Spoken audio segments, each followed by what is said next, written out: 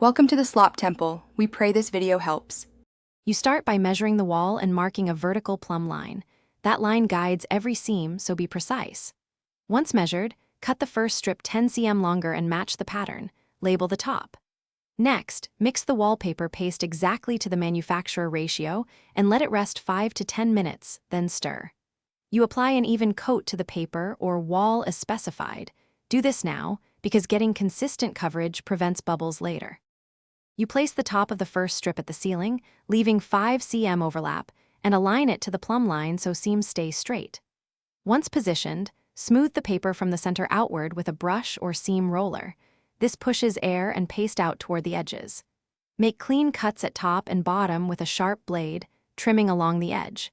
As you hang subsequent strips, match the pattern carefully and keep seams tight at 1 to 2 millimeters. You finish by wiping any excess paste gently with a damp sponge. Avoid rubbing the printed surface to prevent damage. Then roll all seams with a seam roller to lock them and inspect for gaps, bubbles, or misalignments. If you find a bubble, prick it with a fine needle and press the paste out toward the nearest edge, then roll again. Finally, trim baseboard overlap and clean edges. Once done, let the paper dry per instructions to cure and avoid reworking. Thanks for watching. Consider subscribing if we helped you.